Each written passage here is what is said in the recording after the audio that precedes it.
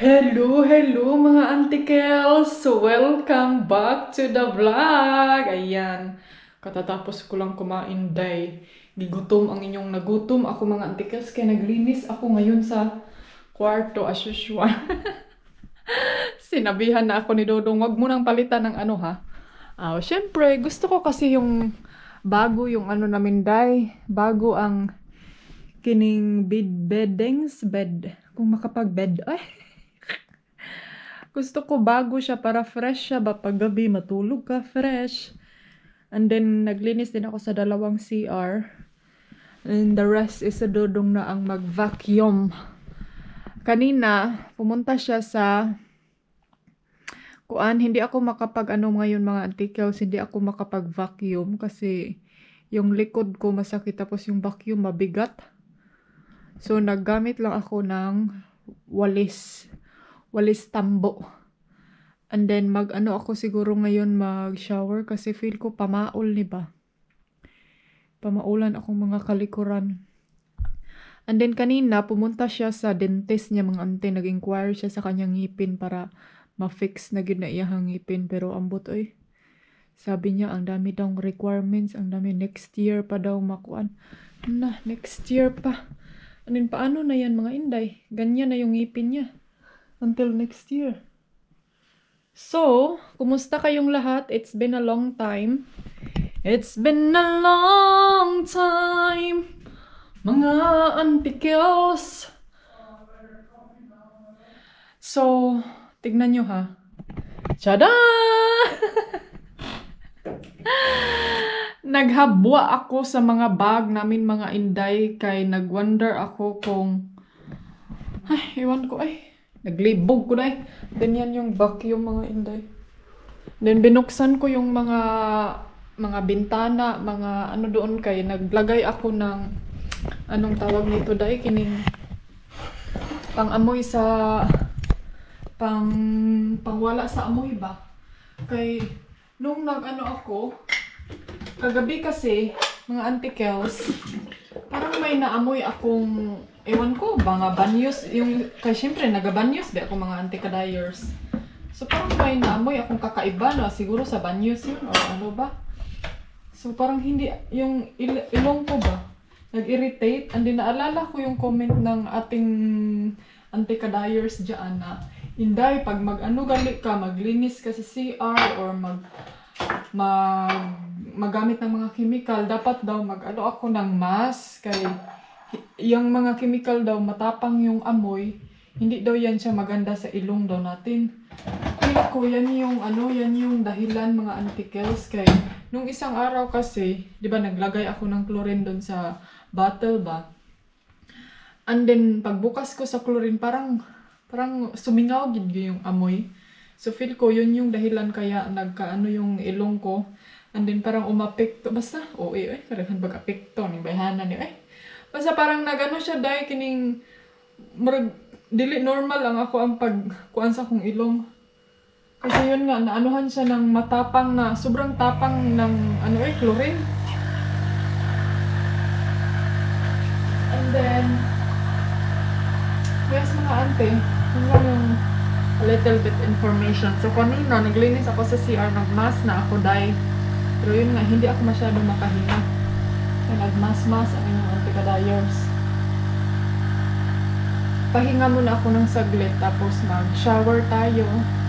Mag-get ready ako sa aking sarili.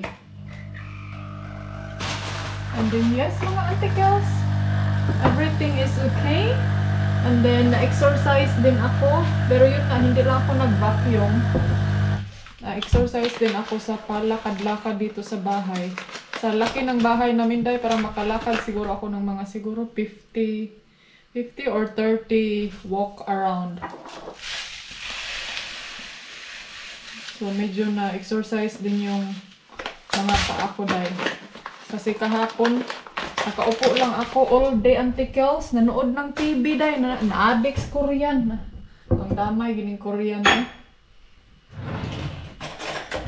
And then all day akong nakaupo, yung blood circulation ko parang hindi siya nag-circulate ng normal day. So parang bigla akong Alam yun na, nahihilo. Ewan ko kung ganyan ba kayo mga antikels na pag walang exercise ba. Kasi pag sanay na yung katawan natin mga Inday na exercise, walk, I mean, hindi naman siya as in exercise. Yung walking around lang ba? Gaya ni Felix, magluya. Ang luya, kinibataan eh. Ah, Monkey. Very dangerous. He's come on. Uy, I kabal. think it's out here. so, ayan. Ang ganda ng weather today. And then may mga, nagpahingala ako kasi plano ko ngayon maglinis doon sa isang kwarto. And then, kahapon, actually, nag-file na ako sa mga papers ba, mga resibo, gilahi na nako. Hoy, mga antikels kagabi na pod gibong, kag na pod na ako ug usab kay, ay, hambot way kahumanang arrange gina dihang kwarto ha.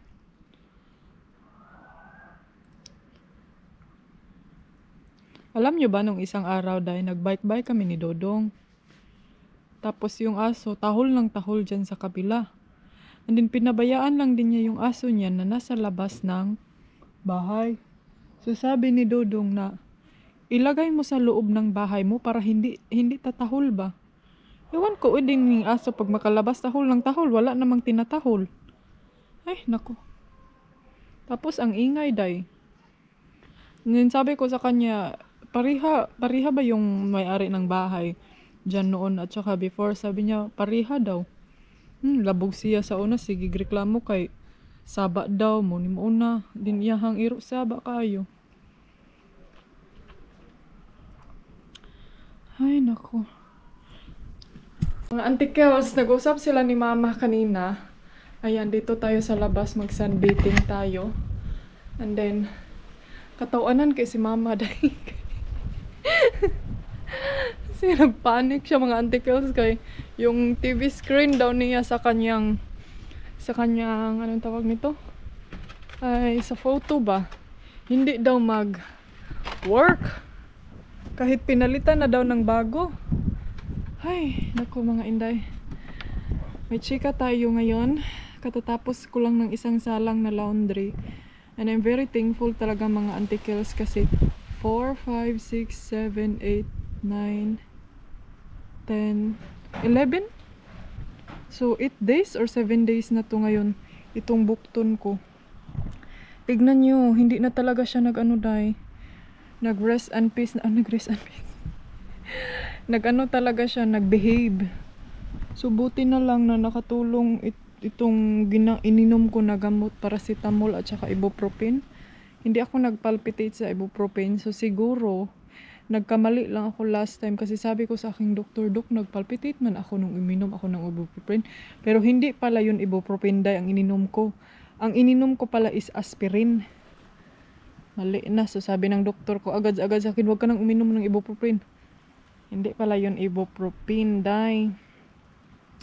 So buti na lang nag-help agad. Pero yung aspirin kasi last time na ininom ko, nag-work siya agad mga antikels, nawala yung sakit, ngut-ngut, and then yung init sa aking bukto nawala. And then ang naka-problema lang is, na-notice ko last time may palpitation ako, parang parang minsan ba gumaganon-ganon yung heartbeat ko na walang rason kahit nakaupo lang ako, gumaganon-ganon siya, pumapalpitate. So hindi ako sure kung sa ano ba talaga yun, no, sa aspirin or hindi ko naman yan eh. Kaya nabasa ko lang na dapat pag-iinom ka ng mga ganyang gamot, yung mga painkiller, yung mga high caffeine na gamot, lalo na sa mga inflammation, mag-ingat daw yung may mga sakit sa puso kasi yun nga, may rest kay din ba. So buti na lang yung ibuprofen nag-workout siya sa akin, day. And then ito, hindi ano na naman yung nilagay-lagay mo sa arms mo, baka mag-allergy ka na naman. So ito in order ko to siya sa Shein as I said last time. And then ano siya, para siyang, 'di ba may brown na mga Inday, hindi pa ako naka-shave. Oy. 'Di ba yung brown sa pang medical kit, yung pang ganun ba, para siyang bandage. Ganun siya mga auntie, pero ito siya hindi siya parang magaspang kasi yung sa pang bandage magaspang siya. So magkatul ko dai sa kanang kon, ito siya kay mura siya kanang guma. Tingnan niyo mga auntie, oh. Para siyang kanang, basta mura siyang plastiko, ano ba? Kaya ito siya dahil mapilo-pilo to siya, pero wala siyang glue or anything. So, may nabasa akong isang comment na dapat hugasan ko daw pag bibili ako ng mga something sa Asia. Ang ano ko dahil is, inisprehan ko lang siya ng alcohol. Kasi pag huhugasan ko mga auntie, baka hindi na siya pipilit. So, buti na lang ito siya is, wala siyang, hindi siya nagkati or anything. Comment down below, siguro trapuhan na lang nako siya, no, para unsa na dahil ka ng anti-disinfection. O siya, i-disinfect, o siya, anti-disinfection. Ay, i-disinfect ko na lang. Ay, nako, ang ganda ng weather. Gusto ko sana dun uupo, pero mainit man siya, day. Ang ano ko sa inyo ngayon, ang chika ko sa inyo, marami akong natanggap na mga message sa last vlog ko, no, nung umatake tong kamay ko ba. Mga ante, sabi nyo kasi lagi sa akin na dapat umuwi ka sa pamilya mo, dapat ganito ganyan. Mga inday, hindi kasi, ako kasi yung tao na kanang, ayaw ko yung feelings na uuwi na lang ako sa aking parents dahil nagkasakit na ako, kailangan ako ng care or anything, so on, whatever. Sa mga vlog ko mga inday, to be honest, hindi nyo lang talaga makikita kung ano yung ginagawa din ng asawa ko every time na may niraramdam ako. Kasi yun nga, as I said, hindi naman siya magbablog dahil every time magluto siya or magready siya, mag-prepare. Like 2 days ago, hindi ko na kayang maggalaw-galaw ba, so nag-bed rest lang talaga ako kasi yun nga, lurong ako sa painkiller, so lagi akong inaantok, gusto ko matulog lang. So ang ginawa niya mga antin, hindi ko feel kumain, parang ganun ba, and then pinipilit niya akong kumakain kasi yun nga, uminom tayo ng mga painkiller, so delikado, di ba? So kahit nasa bed ako mga inday, makalakad naman ako, no, makatimpla ako ng gusto kong kainin, makaano naman ako, pero yung ayoko lang talagang bumangon, parang ganun, kasi ngut-ngut nga siya nung 2 days ago, so hindi ako nagwa-vlog, wala akong ano. And then yun, siya yung nag-prepare sa kanyang sarili, siya yung kasi sino na mga lisod sa day, mangita kaglaing asawa daw. Then, mag-ready siya ng pagkain ko kung gusto kong kumain, ganito, ganyan. Kasi wala naman, Joy, alam nyo naman dito mga auntie, kami lang dalawa, so there's no need. Sabi nyo nga sa akin, bakit ang dami mong hugason? Inday nga kamura mang duha, di ba? So, walay rush, parang ganun ba, dili siya hurry or in a rush. And then, so yun nga, balik tayo sa topic na bakit pinili ko na magstay lang dito kaysa uuwi ako sa Pilipinas na yung pamilya ko yung mag-aalaga. As I said mga inday, ayaw kong uuwi sa atin sa Pilipinas para lang alagaan ako ng aking parents kasi syempre yung mother ko kailangan din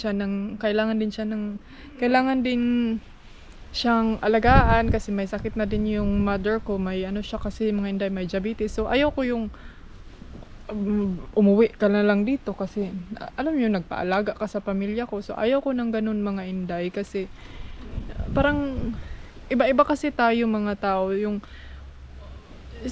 all the time naman, like every time na pag may niraramdam akong something na feelings na hindi ko alam na parang ganun, nandyan naman yung pamilya ko, matatawagan naman natin sila, so like 24/7, diba?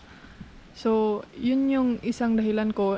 I mean, hindi lang siguro ako isa sa mga tao na ganyan na like, uuwi sa Pilipinas dahil yun na nga, para alagaan ka ng pamilya mo, para may ganito, ganyan. So, syempre, nag-asawa ka, inday, ganun.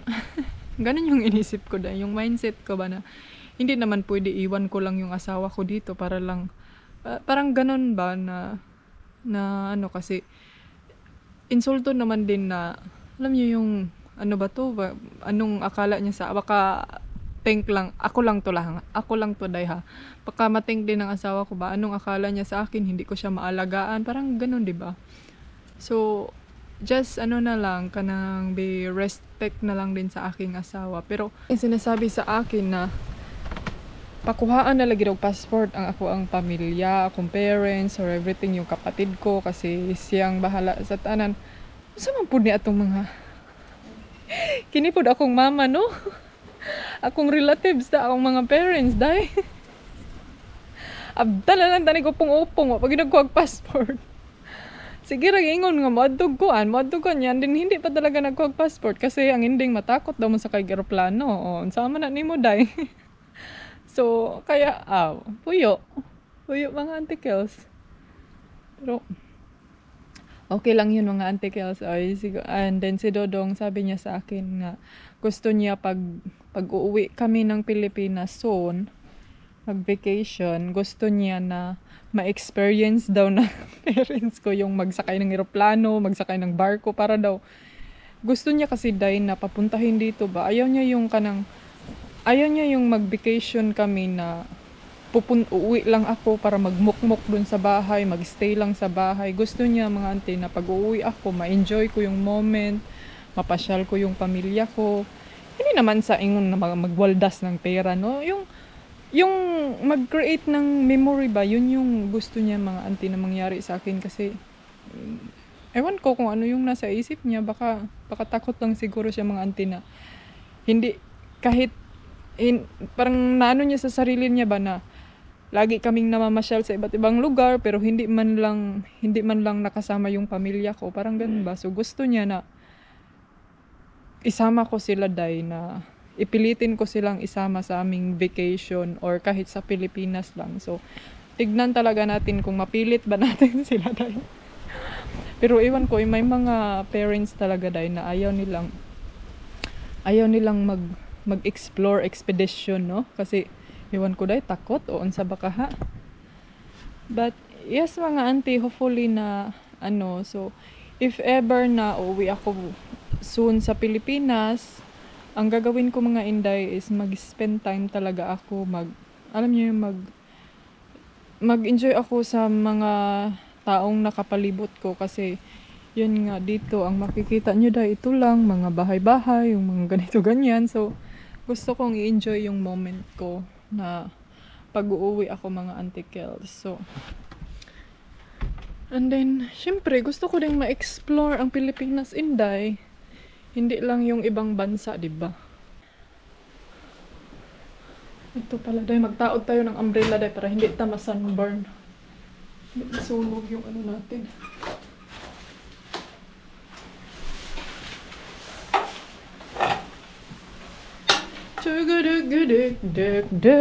Ay, na naman dahil stick dito dahil, oh. So, yun yung plano ko mga antikels na hopefully mag-enjoy din kayo. Mag-enjoy kayo kahit sa aming vacation.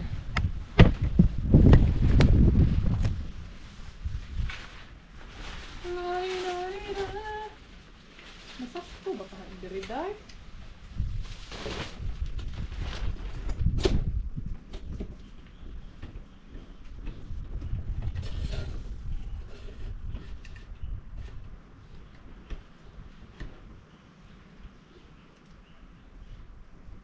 Yan.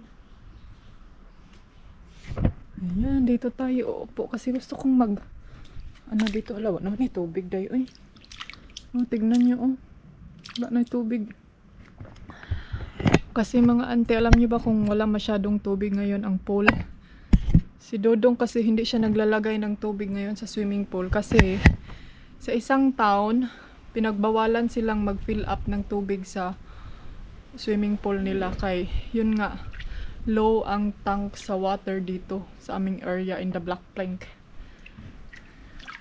So yun mga ante, and then may mga din si Dodong, mga plano kung saan niya gustong pupunta soon sa Pilipinas. May gusto kong mag-explore pag uwi ako sa Pilipinas. So mga inday, huwag kayong mag-alala, baka magkita-kits din tayo. And then gusto kong pumunta sa Gusto kong pumunta sa Siquijor.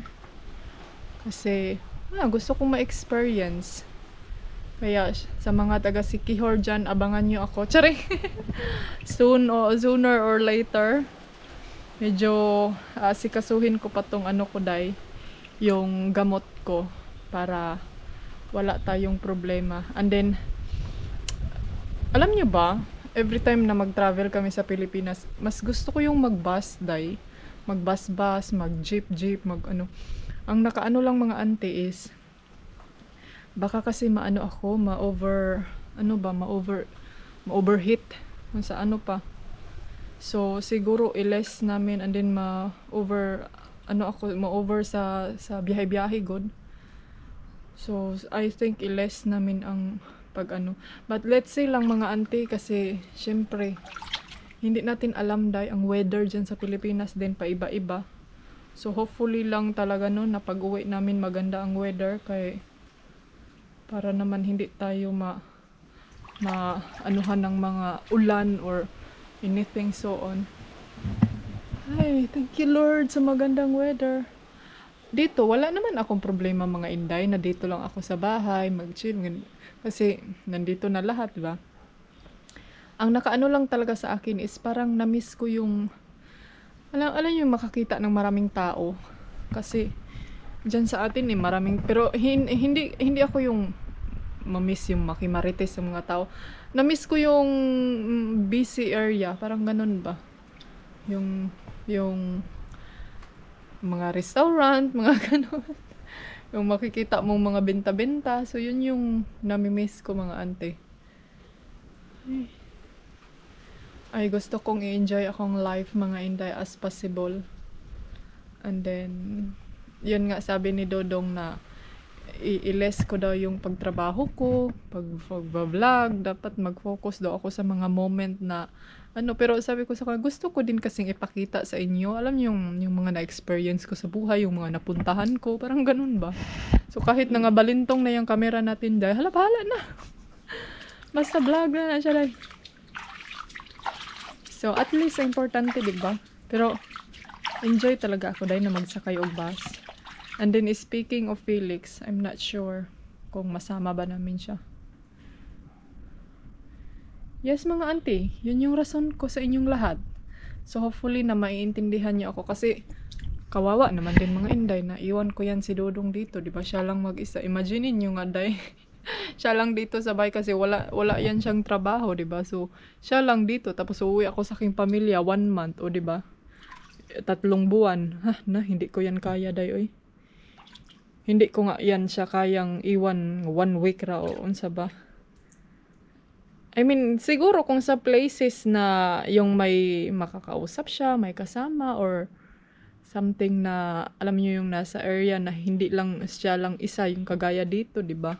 So, then okay ra day. Pero kanang ganito day, murag parang maluoy ko, kay mingaw na siya, wala na yung nagmarites. May maligo day, oy. Maligo siguro ko, no? Gusto kong mag-swim. Swim dahan And then, ang atong mga pump, itong mga area may nakita ako sa sa kining, nailagay lang dito sa arms ba? Pwede ka makapag-swimming. Plano ako, yun yung anuhin ko. Yun yung bibilhin ko if ever makakita ako yun sa pagbiyahe namin. Ay. Yun, mag-adobo ako day. Magtatang sa ko rice. Rice is life, mga antikels. So, ayan. Tag-rice. Sino ba ditong rice sa pagkukod? Nakadubo ako ng pork. Tapos si Dodo, magluto ako ng fish sa kanya. Para mamaya. Pero mamaya pa itong alas 5 ko. So gusto ko mag-walking. Pero ang init pa man ay. Grabe ka init dahil. So ang gagawin ko na lang is mag walk around ako dito sa sa garden natin. Alam niyo ba, gusto ko din maglinis sa car. Ang problema nga lang, init kay sasakyanan. So maganda maglinis pag kanang kuan na kining pag medyo hapon na talaga ba. Na, ginoo ko oy. Ang inyong Auntie Lolis. Binalik yung pinadala niya sa akin. Naunsa man kalagot. Sayang kaayo. Excited pa naman ko. Sabi niya, ipadala na lang daw niya sa DHL. Para sure dyan daw i-deliver.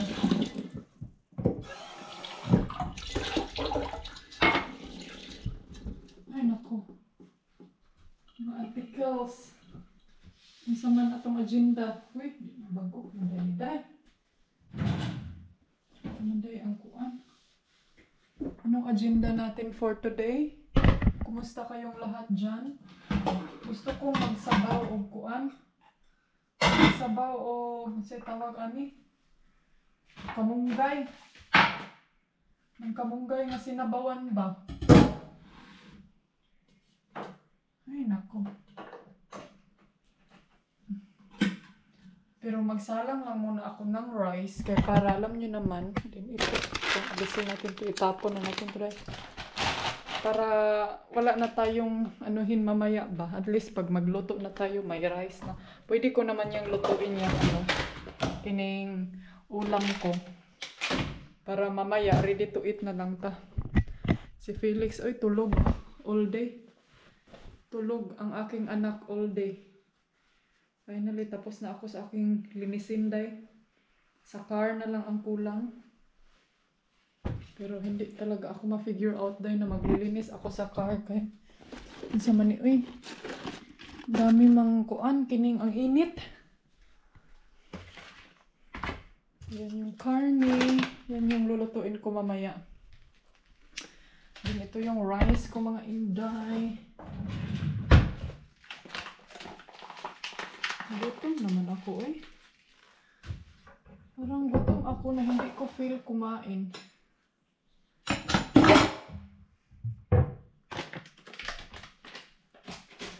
Ang plano ko sana is maggawa ng salad kay Dudong. Tuna salad. Ay pwede po, tuna salad na lang tapos lagyan ko na lang din ng fish. Para may crispy fish siya. Kaya gusto ko nang ipatilaw sa kanya yung crispy na ano ba? Yung crispy fry na fish or ano ba yun? Ilagay ko muna yung ano ko ha. Natapos na nilabhan.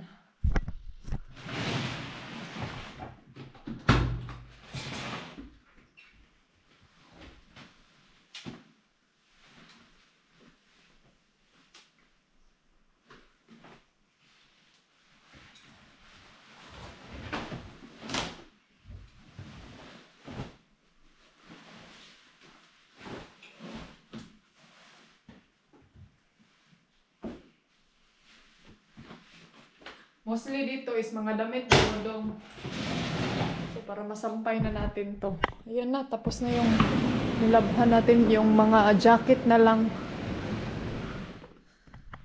Anuhin ko siya kung... My love! If you go to... Bring this dry clothes outside. What? No. Washing ko ba parang daw. Imuha man gud ng sinina. God, ka kabalo. Imuha ng mga noog. Hidaghan kay mga... Dahil nagtiklop din ako doon sa kanyang... Nagtiklop ako sa kanyang mga jacket. Kay yung mga working jacket niya, giipon ran niya dito sa iyahang ko anday. Nagtapunog, lagot kinitawhanan ni. Hinabwa ko lahat doon. Hello mga antikels. Ayan, finally katatapos ko lang naglinis doon sa kwarto. Tapos magluto ako ng dinner ni Dudong namin. Ito yung kakainin ko ngayon, yung fried rice na leftover ko kanina. Tapos, ayan. Ayan. So, ayan. Dyan lang kayo. Mga inday. Ay, sorry, day. Pakok mo, day. Pakok mo, day. Panayan na to ni.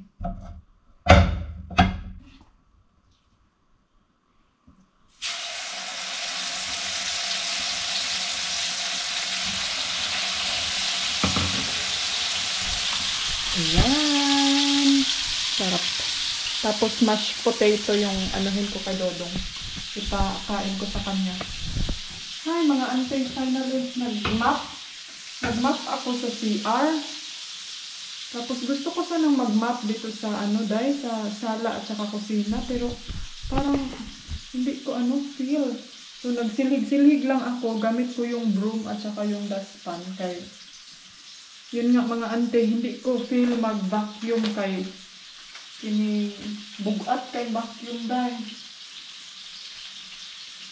Yan, lagyan natin ng magic sarap. Magic na si sarap. Ito, Dodong lang yung mag-mash potato. Nadamihan ko dahil.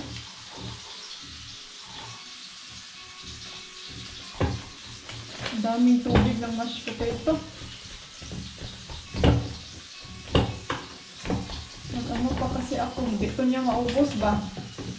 Nagawa pa ako ng broccoli at saka tawag nito. Gusto niya ng vegetables, mga anticals, vegetables is life na si uncle ninyo.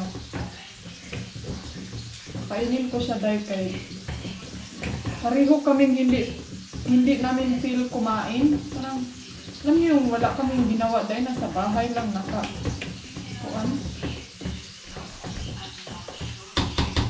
Gusto ko sanang kumain ng lechon. Ang nakaproblema nga lang is, yun nga dahil, wala akong lechon.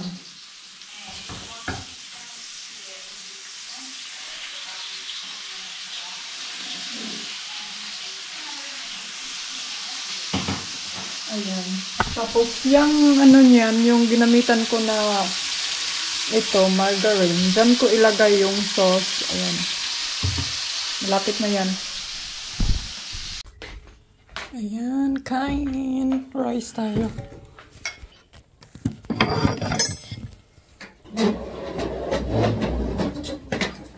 It's not so warm today. No.